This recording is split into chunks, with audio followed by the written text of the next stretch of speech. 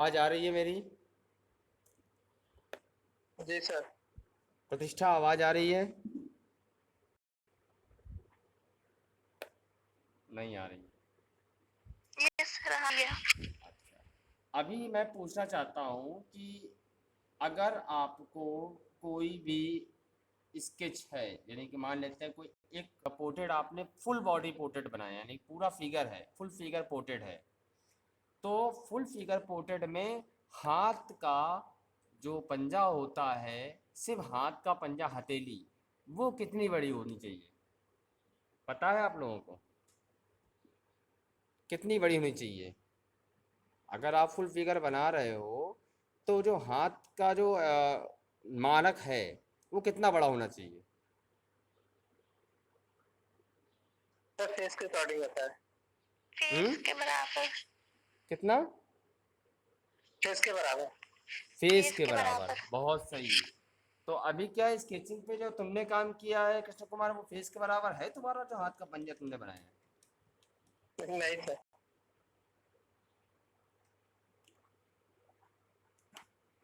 नहीं बनाया ना? नहीं सर। तो वो सब क्यों नहीं मार्क करते हो? अगर हम एक बॉडी बनाते हैं, एक कोई भी एक फिगर बनाते हैं, मान लेते हैं ये हो गया हमारा एक फिगर।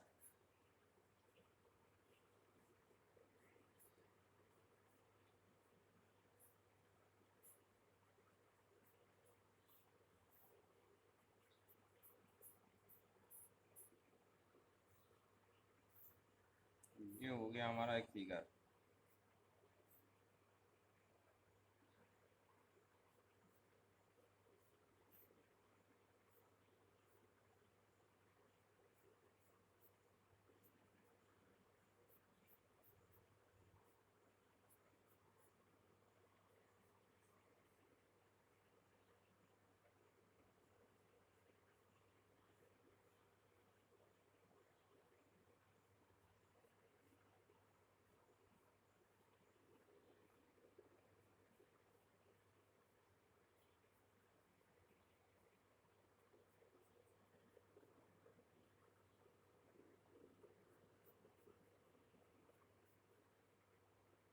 पोर्ट्रेट वालों को तो ह्यूमन स्टडी तो बहुत अच्छी आनी चाहिए। अगर ह्यूमन स्टडी नहीं आती है तो उसका पोर्ट्रेट करना बेकार है।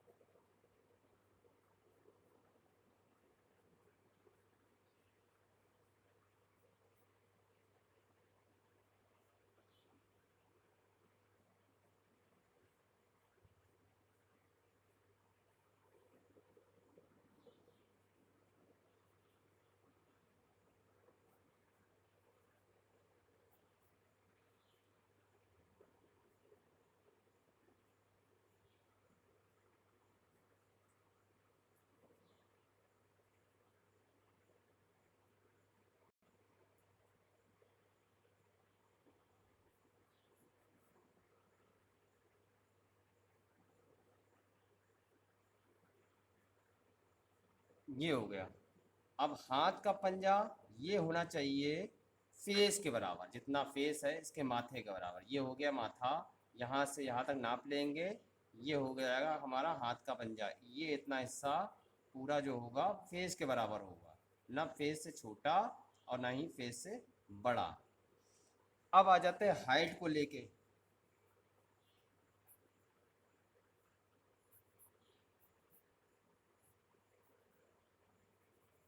हाइट कितनी होनी चाहिए?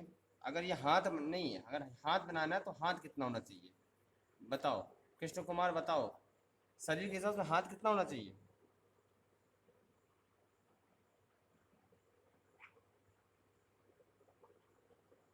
तो घुटने से ऊपर होता है। हम्म? शरीर के हिसाब से हाथ कितना होना चाहिए? उसका साइज क्या होना चाहिए हाथ का?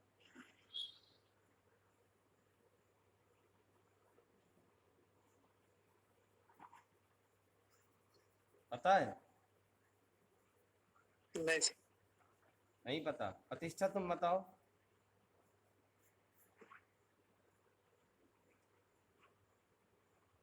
शरीर के हिसाब से हाथ कितना होना चाहिए?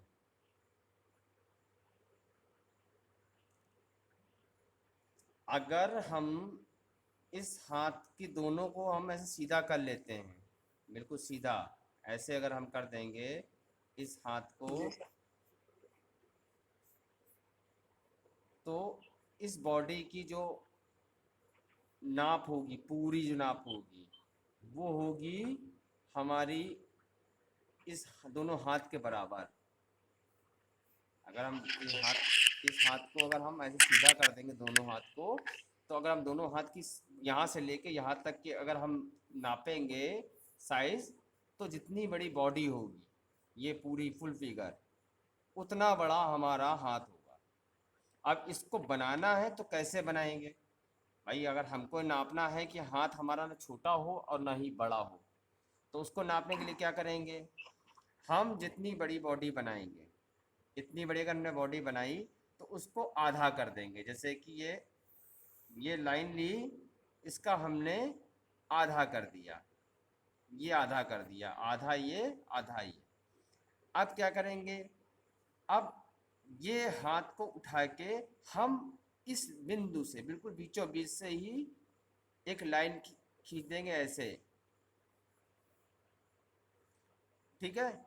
अब वहीं पर से हम इसको नापेंगे और उस एंगल को, यानी कि ये जो हमारा माथा है, माथे से छोड़ के ये जो सर यहाँ ठुड्डी तक आ रहा है, यहाँ से इसको नापेंगे, इस लाइन से इसको नापेंगे, और ये जो पूरी बॉडी की जो ये मिल रही है हमको लेंथ, उस लेंथ को ही, यानी इस बॉडी की जो हाफ लेंथ मिल रही है यहाँ से लेके यहाँ तक की, उसको नापने के बाद हम यहाँ से लगाएंगे, ये ठुड्डी के नीचे से यहाँ से लगाएंगे, और जहाँ तक आ रहा होगा वहाँ तक का हमारा हाथ होगा, वहाँ तक का हमारा हाथ होगा। ये यहाँ से नापेंगे तो ये हाथ होगा हमारा, ये दूरी होगी इसकी। तो हमें एक एक्चुअल जो हाथ का साइज है, जो हाथ की लंबान है, वो पता चल जाएगी कि हाँ, हाथ इतना लंबा आना चाहिए। कुछ लोग हाथ को बहुत छोटा कर देते हैं और कुछ लोग बड़ा कर देते हैं। तो हमें एक साइज मालूम चल जाएगा, ये हाथ का साइज, हमें हाथ यहाँ तक ही लेना है, ना कि इससे बड़ा और ना ही छोटा।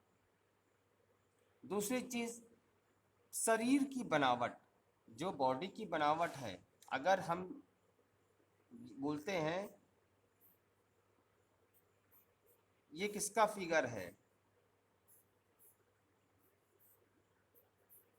ये मेल है कि फीमेल है? बताइए। Sir female. फीमेल है ना? और जी। ये बताना किसका है?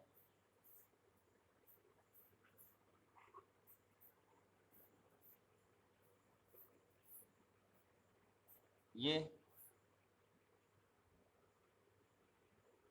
मेल हो गया, ये फीमेल हो गई। जी सर। तो शरीर की बनावट भी हमको, तभी हमने ये पूरा फिगर बनाया हुआ है कि हमें ये पता चल जाए कौन सा मेल है कौन सा फीमेल है। अगर हम लेडी बनाएंगे तो पहले उसके बॉडी बनाने से पहले हम एक ग्राफ ऐसे बना लेंगे कि हमें उसका एक बॉडी फिगर मिल जाए। मेल है तो 20 से ऐसे एक लाइन खींची, उसको हमने बीचों बीच से ऐसे क्रॉस कर दिया ऐसे। अगर फीमेल है तो एक बॉक्स बनाया रफली, और उस जो बीचों बीच लाइन आ रही है उसका दूसरा भाग ऐसे डिवाइड कर दिया दो भागों में, वो वहाँ से उठाया हमने। ये हो जाएगा मेल, ये मेल हो गया और ये फीमेल हो गया। तो कोई फिगर बनाने के लिए हमें क्या करना है कि जब मेल का होगा तो ये हमको ध्यान रखना, एक ग्राफ बना लेंगे, उसके बाद उसके अंदर हम ये ग्राफ बना देंगे ऐसे करके,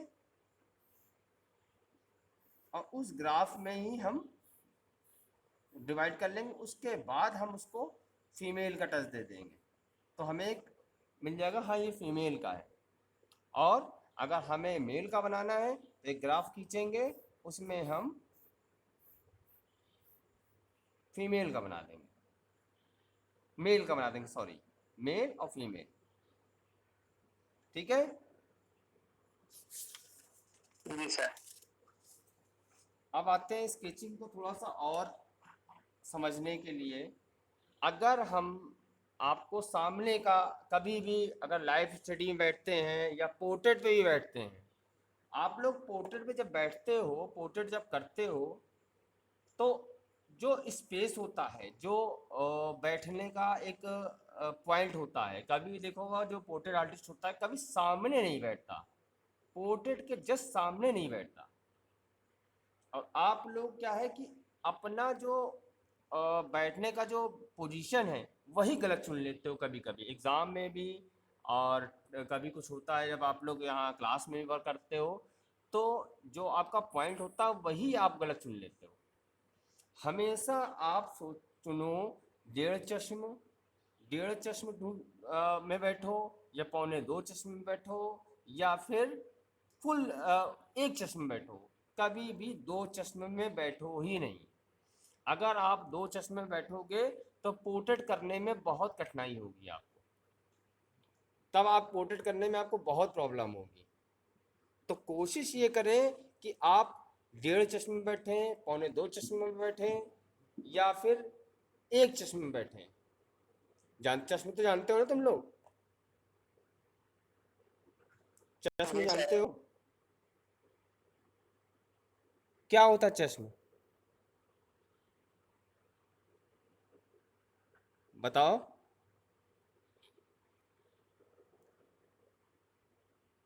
कृष्ण कुमार, आवाज आ रही है? जी सर। चश्म क्या होता है? फेस,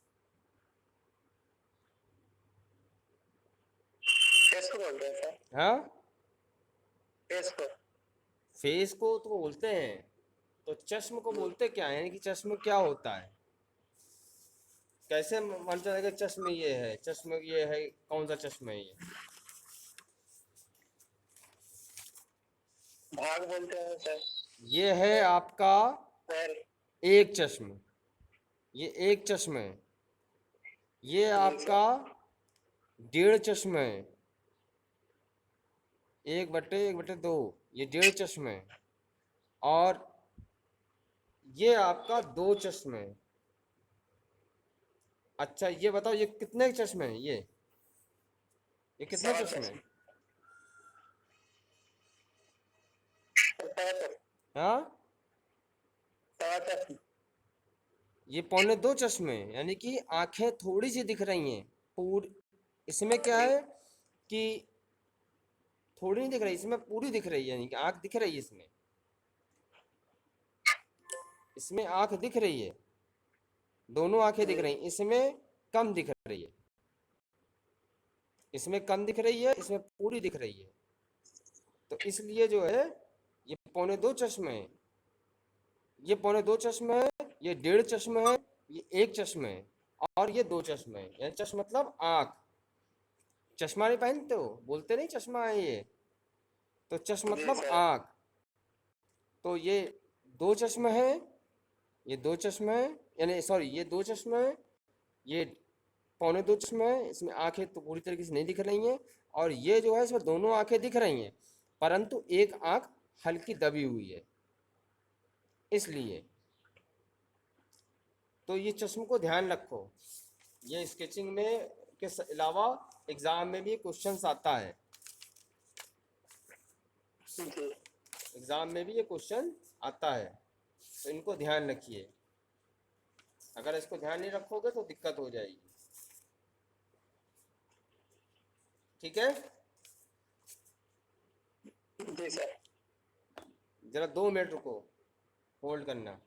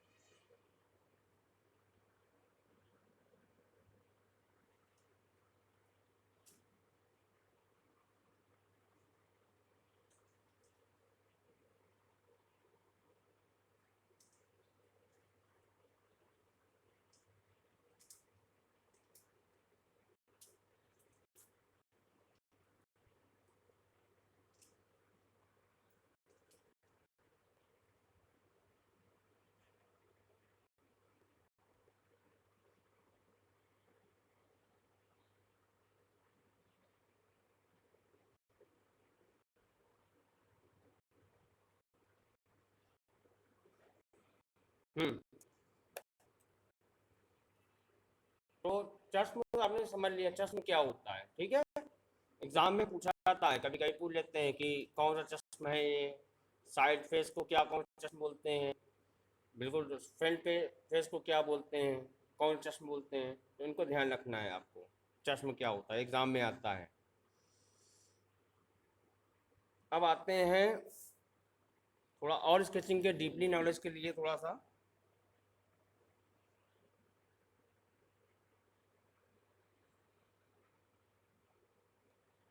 जब आप कोई लाइव रैपिड स्केच कर रहे हों, जब सामने लाइव कर रहे हों, किसी का स्केचिंग कर रहे हों, तो उसके बाद इतना समय नहीं होता कि वो आधा घंटा खड़ा हो जाए या 15-20 मिनट खड़ा हो जाए, उसके पास कम समय होता है। तब आपको कैसे स्केच करना है, मान लेते हैं एक व्यक्ति खड़ा है, ठीक है। अब हमें रैपिड स्केच करना है। सबसे पहले उसका फेस को हल्का सा ड्रॉ कर लीजिए।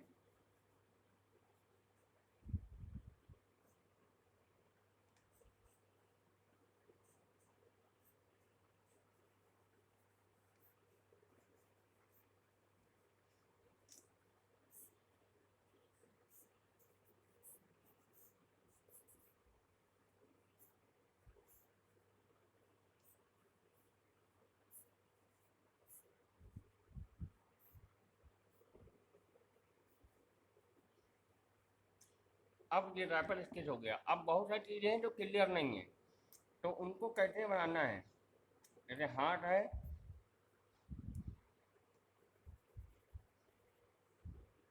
रफली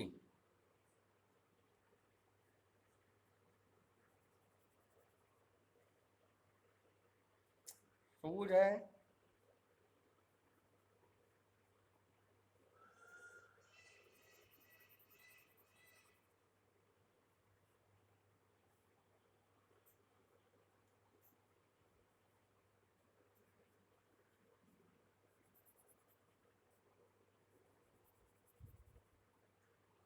क्लियर करना ही नहीं है।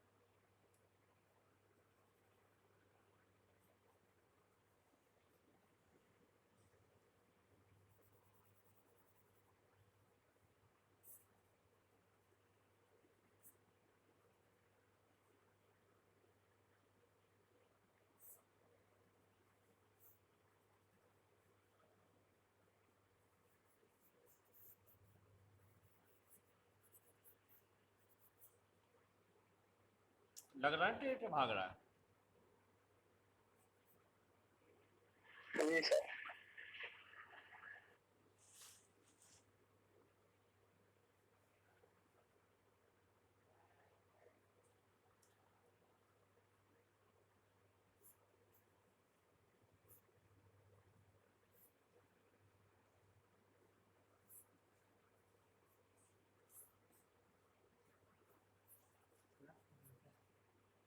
हम्म।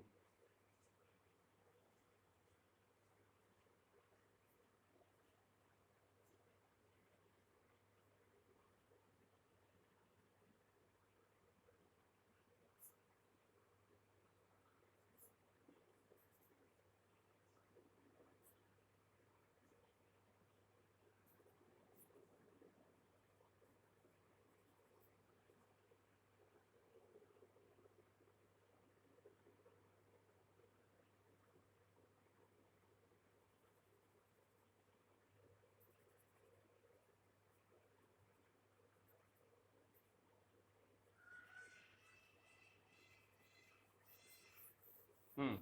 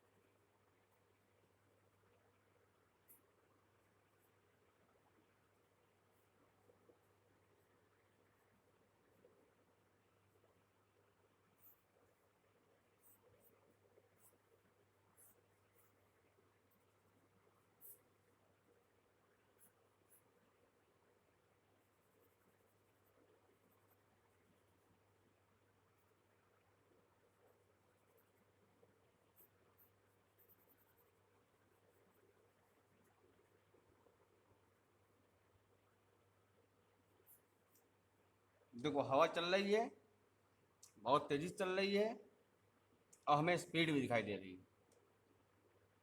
हम तो कहाँ से पता चल रहा है कि इसमें स्पीड है? किन चीज़ों से पता चल रहा है कि इसमें स्पीड है? सर इधर कपड़े उड़ रहे हैं, हम्म। छाता भी इसका उड़ रहा है, हम्म। और उनके पोजीशन से लग रहा है। कुत्ता भी बहुत तेज भाग रहा है, भागने में भी स्पीड दिखाई दे रही है। अगर देखा होगा, कारण इसका एक तो उड़ने, कपड़े उड़ने का भी दिखाई मान चल रहा है, दूसरा मान चल जी रहा है आपकी स्ट्रोक से, कि हाँ ये जी स्ट्रोक से ही लग रहा है कि बहुत स्पीड है। इस अगर आप आपका स्ट्रोक पावर है, पावरफुल है, तो वो लगेगा स्पीड है। जैसे कि मान लेते हैं ये घोड़ा है,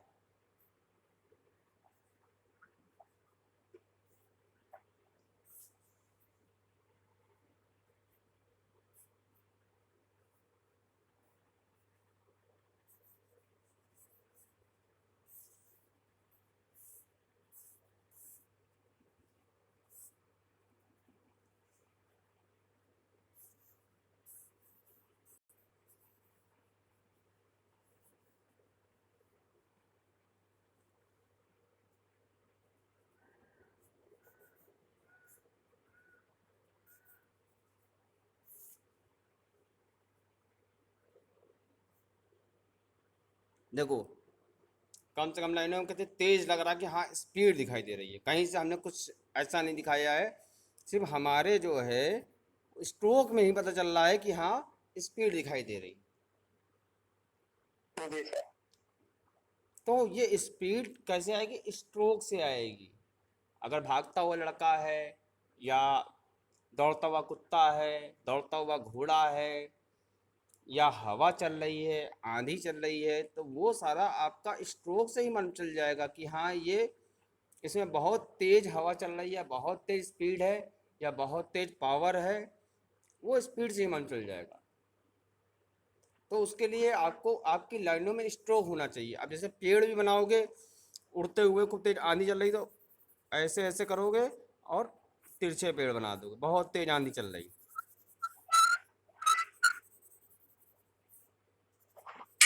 ये आंधी चल रही बहुत तेज। अगर पेड़ भी बन रहे हैं तो वो भी तिरछे हल्के से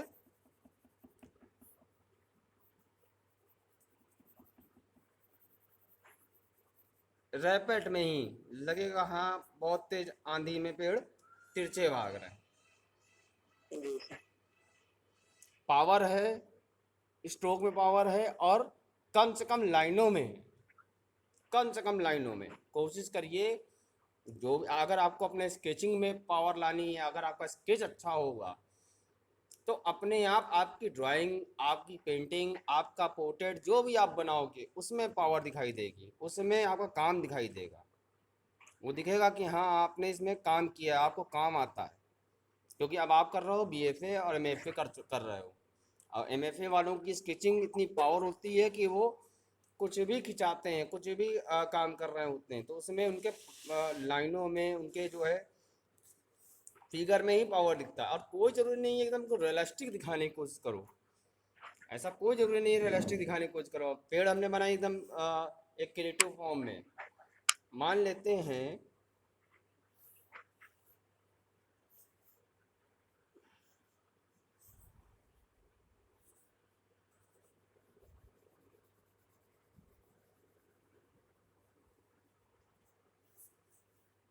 ये तुमको देख के क्या आभास लग रहा है, इसको देखने पे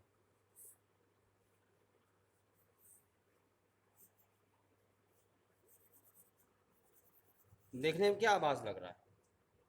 ये दो फिगर हैं, एक फिगर ये है, एक फिगर ये है, इनको देख के तुम्हें क्या आभास हो रहा है?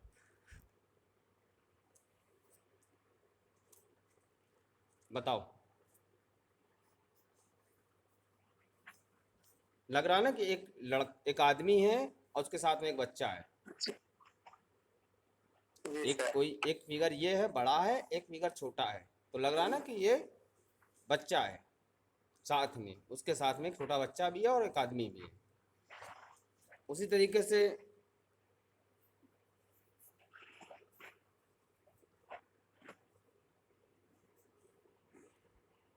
इससे क्या आभास हो रहा है?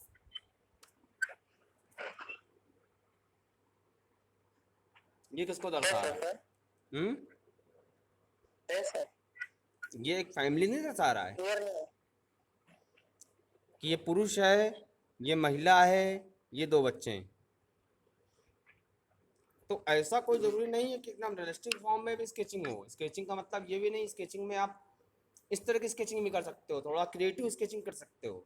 यानी कि एक स्केचिंग होती है एकदम रियलिस्टिक फॉर्म में, एक होती है क्रिएटिव फॉर्म में। तो क्रिएटिव फॉर्म में भी तुम स्केचिंग कर सकते हो, पर हाँ ऐसा नहीं कि तुम सब सारा क्रिएटिव फॉर्म में कर डालो।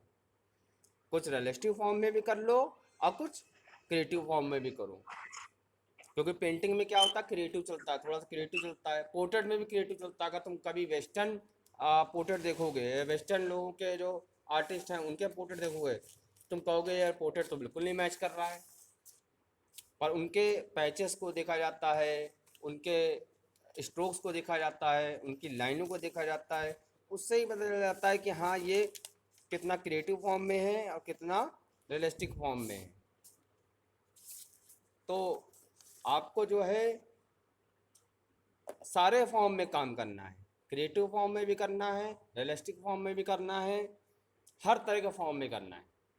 तभी आपका जो है स्केचिंग पावरफुल होगी, तभी आप आर्टिस्ट बन पाओगे। आर्टिस्ट बनने के लिए बड़ा संघर्ष की ज़रूरत पड़ती है। एक ऐसा फील्ड है ये आर्टिस्टों का, इसमें बहुत संघर्ष है और बहुत ही ज़्यादा आपको एक तरीके से क्या बोलेंगे, एक तपस्या है। जितना ज़्यादा आप इसमें तपस्या करेंगे उतना ज़्यादा अच्छा आप ग्रोथ करेंगे, उतना ज़्यादा आपका लोग आपकी पहचान बनेगी।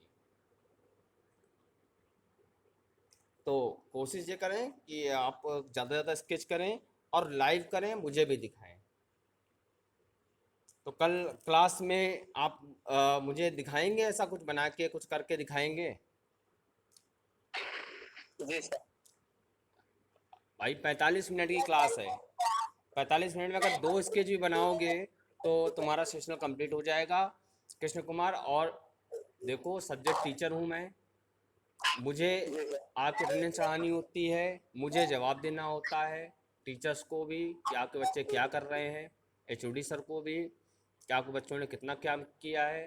तो एक मुझे भी ये लगना चाहिए, हाँ, ये मेरे बच्चों ने इतना काम किया हुआ, मुझे पता होना चाहिए कि किसके पास कितना काम है, किसके पास कितना नॉलेज है। अभी आने वाले समय में बहुत सारे सेमिनार्स होने हैं, बहुत सारी वर्कशॉप होती है। तो जैसे टीचर्स ने बोला हमसे कि एचओडी सर ने बोला कि हमें ऐसा बच्चे का नाम बताओ जो वर्कशॉप में जा सके। तो मुझे पता नहीं तुम्हारा काम अच्छा है तो हम तुम्हें भेज सकें, हाँ वर्कशॉप में चले जाओ जाओ, वहाँ जो है अटेंड करो वर्कशॉप। जब तुम्हारा काम ही हमको नहीं दिखाई देगा तो हम कैसे बोल पाएंगे कि नहीं तुम वर्कशॉप अटेंड करो जाके। तो मुझे तुम्हारा काम दिखना चाहिए, काम तुम्हारा कितना आता है वो मुझे पता हो, तो मैं तभी भेज पाऊंगा तुम्हें वर्कशॉप में, हाँ तुम कृष्ण कुमार चले जाओ। ठीक है। जी सर। ठीक है, फिर आज की क्लास इतनी ही, और कल 45 मिनट की क्लास होगी। कल आप समय से ज्वाइन करेंगे। आज थोड़ा सा प्रॉब्लम हो गया था नेट का, पर शायद कल नहीं होगी।